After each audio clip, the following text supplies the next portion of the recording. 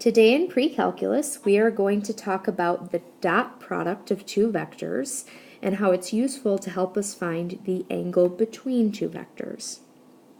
To start with, we're going to have our first definition of the dot product here. Sometimes it's called the inner product. Let's say we have two vectors. We'll name them u and v, and their components horizontally u1, v1, u2, v2. The dot product, which looks like multiplication in our notation, will take the product of the horizontal components, u1, v1, plus the product of the vertical components, u2, v2. And so that's going to give us one single number that is their dot product. In this first example, I'm going to show you how to compute a dot product, but also then how it can be used to find the length of a vector. So if we can just kind of recall first that if we have this vector u, we talk about the length of u. It looks like it's in absolute value signs. That's how we know we want its length, which we've also talked about is its magnitude.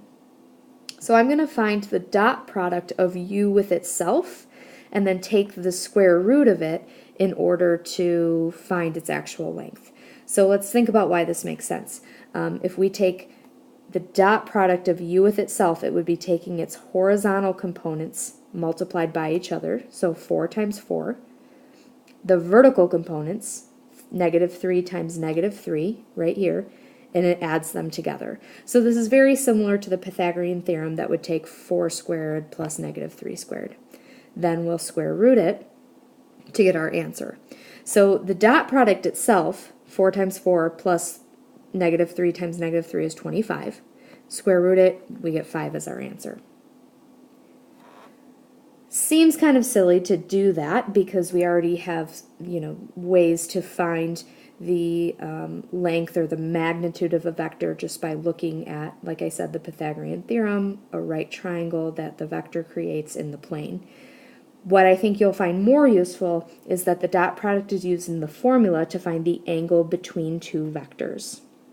So let's say we have vectors u and v. If we take the dot product of u and v and divide it by the product of their magnitudes, that's equal to the cosine of theta, where theta is the angle between them. Of course, I'm going to do some examples of this in a minute, but this is the formula that we're going to use to find those angles between two vectors. I want to make sure that you understand it's really important to draw a picture to make sure your answer makes sense, because a lot of these calculations, while they're very simple, are just prone to error. You miss a negative, you add instead of multiply, etc. So I want to make sure you draw a picture so that our answer makes sense. A couple more definitions before we move on to the good stuff. We call vectors orthogonal if the angle between them is 90. You might think of that as perpendicular, but eventually you may talk about vectors in 3 dimensions, 4 dimensions, 5 dimensions, and so orthogonal is going to be the word that you use instead of perpendicular. Parallel if the angle between them is 180. So here we go with example 2. The directions ask, are the vectors parallel, orthogonal, or neither? So really we're asking, does the angle between them make 180 degrees, 90 degrees, or neither one of those? So A asks us to look at vector u and vector v. It gives us the vectors in component form. So the first thing I did was draw them. I went over 1 and up 6 to draw u, left 2, up 4 to draw v. Now, you're probably looking at this picture, at least I hope you're looking at this picture and saying, this angle is not 180, it's not 90, so I know I can say neither. But I'm going to go through this exercise regardless because another problem might just ask you to find this angle between them, so I want to make sure you know how to do that if the directions were different. Based on the formula from the last slide, we need to know the dot product of the two angles, the length of each of both of them, or the dot product of the two vectors, the magnitude or length of each of them in order to plug them into our formula. So here you can see I've done the dot product. I took the horizontal components, multiplied them, the vertical components, multiplied those, and then added them together to get 22. I found the length of each one as you've been practicing, so that should be fairly basic. So we have that the cosine of theta is equal to the dot product over the product of their magnitudes. We know that to solve for theta, we take cosine inverse of both sides of our equal sign. I want to point out here that it's important to put parentheses around that denominator so that you keep both of the magnitudes in the denominator just for your calculator. You should get about 36 degrees. So this is the angle between the vectors. Make sure it makes sense. If we go back to our picture here, 36 degrees seems like a pretty reasonable answer when we look at that picture. So then in conclusion, U and V are neither parallel nor orthogonal. Part B gives us two different vectors, W and Z. When I draw their pictures, we can see that we have a very different kind of angle created. And I'm hoping that you can see that this looks like it's about 180 degrees.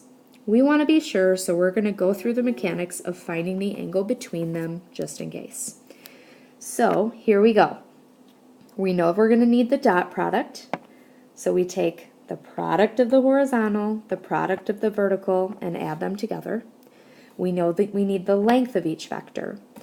When I put that into my formula, I want you to see what happens. So again, we take the dot product on the top, so our negative 50 in the numerator, the product of the two lengths in the denominator. So 10 times 5 is 50. We end up with cosine of theta equals negative 50 over 50. So think about this. Cosine of theta equals negative 1.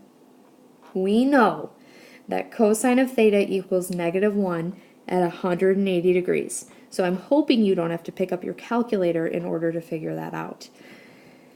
So if the angle between them is 180, as we've defined parallel vectors, we know that W and Z are parallel to one another. I understand that a few of you may be scratching your heads over that last example where we said that the vectors were parallel, but it clearly looked like they intersected with one another because they met at the origin. And you know that if lines are parallel, then they wouldn't intersect. So I think that's a very common kind of question to have. What I want you to remember is that vectors aren't lines. They aren't rays. They're different. We only draw them coming from the origin because it makes it easier for us to do some calculations. But vectors really don't have a position. They only have a magnitude and direction.